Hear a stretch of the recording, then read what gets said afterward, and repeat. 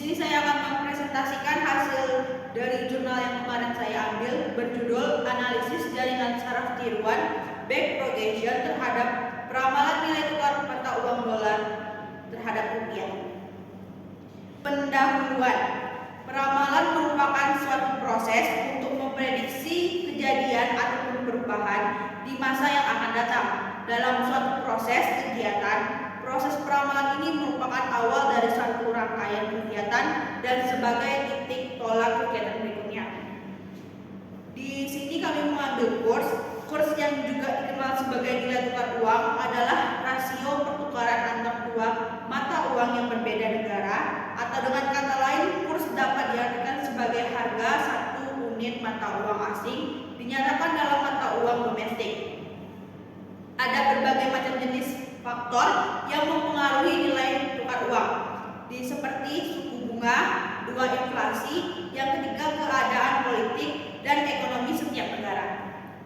Nah, dalam penelitian ini ada beberapa tujuan. Yang pertama, dalam penelitian ini akan dibahas mengenai penggunaan jaringan saraf tiruan backpropagation untuk memprediksi kurs jual rupiah per 1 dolar Amerika. Yang kedua yaitu memprediksi besar kurs yang menghasilkan nilai prediksi dengan tingkat kesalahan yang paling minimum. Metode. Salah satu metode peramalan yang berkembang saat ini adalah menggunakan Artificial Neural Network atau disingkat dengan ANN, di mana ANN ini telah digunakan diantaranya untuk analisis data time series pada masalah forecasting. Salah satu jaringan yang sering digunakan untuk prediksi data time series adalah Backpropagation Neural Network. Backpropagation sendiri memiliki arti model jaringan saraf tiruan dengan layar jamak, di mana backpropagation ini melatih jaringan untuk mendapatkan kemampuan jaringan untuk mengenali pola yang digunakan selama pelatihan, serta kemampuan jaringan untuk memberikan respon yang benar terhadap pola masukan yang serupa, tapi tidak sama dengan pola yang dipakai selama pelatihan. Pelatihan backpropagation ini memiliki 3 tahapan. Yang pertama yaitu fase maju. Pola masukan dihitung maju mulai dari layar masukan hingga layar keluaran menggunakan fungsi aktivasi yang telah ditentukan. Yang kedua yaitu fase mundur, selisih antara keluaran jaringan dengan target yang diinginkan, yang merupakan suatu kesalahan yang terjadi. Kesalahan tersebut di backpropagation mundur dimulai dari garis yang dihubungkan langsung dengan unit-unit di layar keluaran. Yang ketiga yaitu modifikasi bobot untuk menurunkan kesalahan yang terjadi. Selanjutnya data penelitian. Data yang digunakan adalah data sekunder dari harga kurs USD. Nah, input data kurs ini berdasarkan pada variabel-variabel data, harga permukaan, harga penutupan, dan harga tertinggi, termasuk juga harga terendah dan volumenya. Yang kedua yaitu dalam penelitian ini akan dibagi menjadi 2 data, yaitu 70% dari data yang ada sebagai data pelatihan dan 30% dari data akan digunakan sebagai data pengujian. Nah, dalam penelitian ini digunakan data kurs bulanan dari Januari 2023 hingga Januari 2024 selama 1 tahun yang diambil dari situs Bank Indonesia. Arsitektur pada penelitian ini.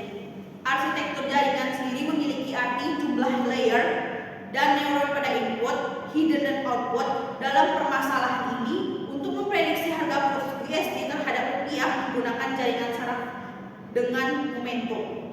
Arsitektur jaringan saraf ini terdiri dari lapisan input yang memiliki 2 lapisan, yaitu 2 lapisan tersembunyi dan 1 lapisan output. Di mana lapisan tersembunyi yang pertama terdiri dari 10 neuron dengan fungsi aktivasi taksin. Yang kedua yaitu lapisan tersembunyi yang kedua terdiri dari 5 neuron dengan fungsi aktivasi loxing. Sedangkan untuk lapisan outputnya sendiri terdiri dari 1 neuron dengan fungsi aktivasi portlet. Nah, alur kerjanya terdapat seperti ditunjukkan pada flowchart. Gambar menunjukkan bahwa pelatihan jaringan saraf tiruan memiliki satu arsitektur jaringan. Untuk arsitektur sendiri selanjutnya akan berulang dengan cara yang sama. Yang kedua yaitu satu siklus latihan ini akan melibatkan semua pola yang disebut dengan epoch.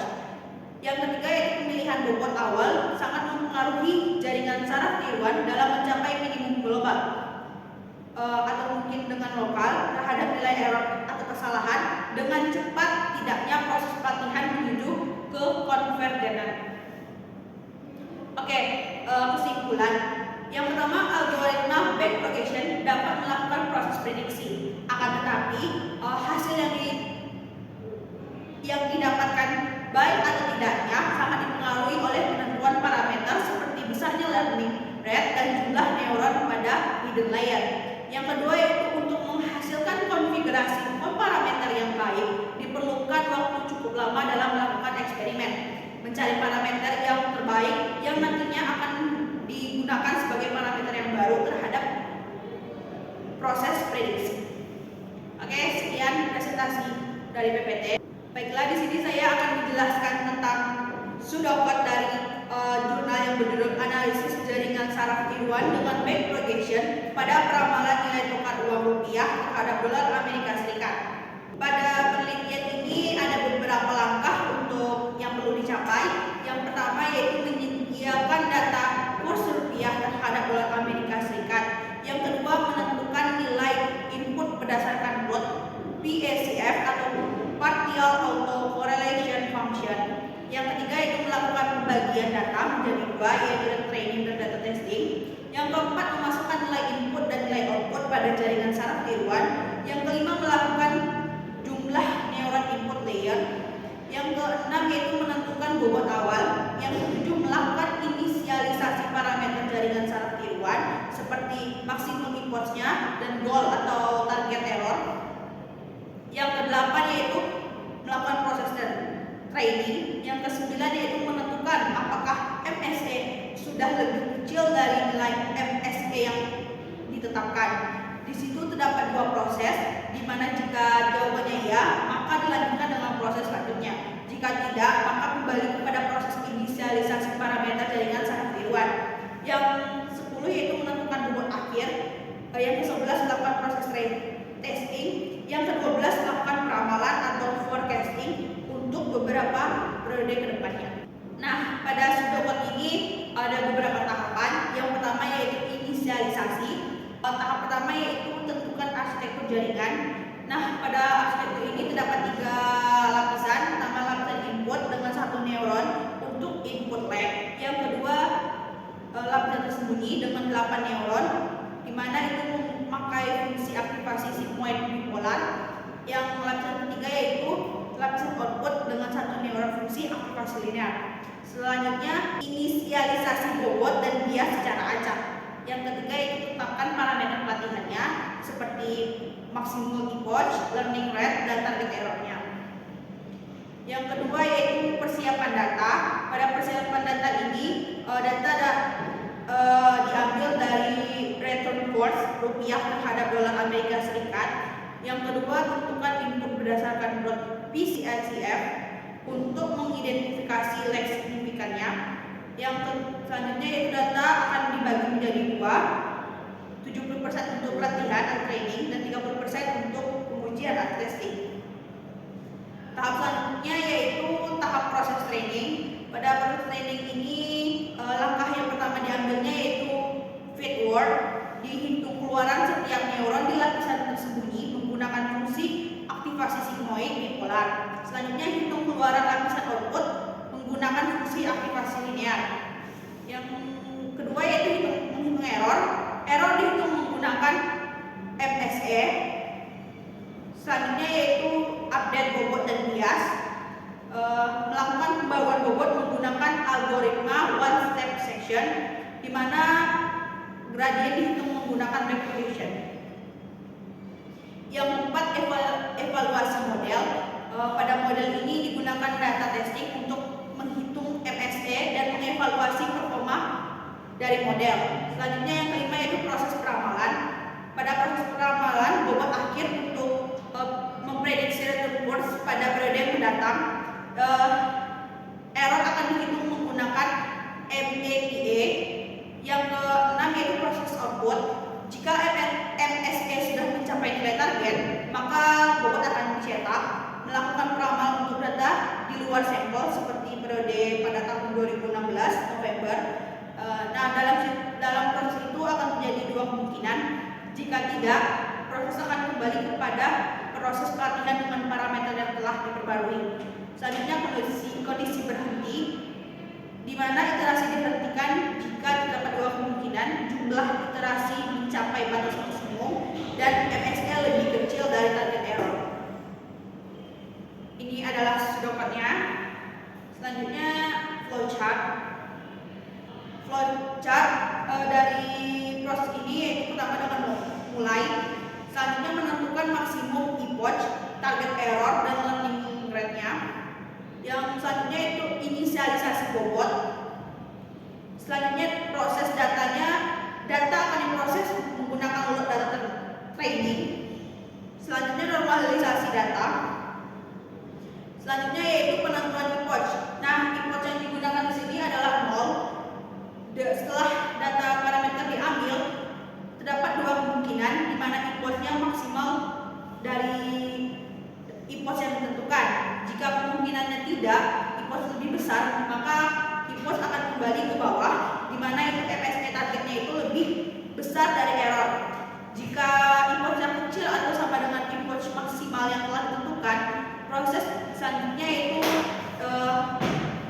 diproses pada training, di mana epoch itu diambil dari epoch plus 1. Selanjutnya data diproses itu feedword. Selanjutnya data diproses menggunakan menghitung error menggunakan backpropagation. Selanjutnya yaitu menghitung perubahan bobot. Setelah data bobot dihitung, maka bobot itu akan dihitung menggunakan MSE. Terdapat dua kemungkinan ini. Di kemungkinan tidaknya,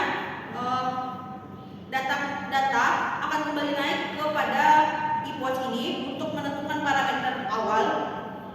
Jika target ini sudah mencapai yang ditentukan, maka data akan selesai dan bobot akan disimpan. Setelah bobot disimpan ini, terjadilah proses testing. Nah, di sini adalah proses prediksi untuk beberapa periode yang akan datang, di mana pertama itu start atau mulai. Selanjutnya data akan dihitung menggunakan data training. Selanjutnya normalisasi data. Data tersebut akan diproses dan diambil bobot paling terbaiknya. Setelah data diproses menggunakan feedword, selanjutnya data akan denormalisasikan menggunakan MSE tadi. Selanjutnya setelah data yang dihasilkan keluar, maka akan ditampilkan hasil prediksi yang sesuai dengan error paling minimum. Selanjutnya setelah itu data selesai.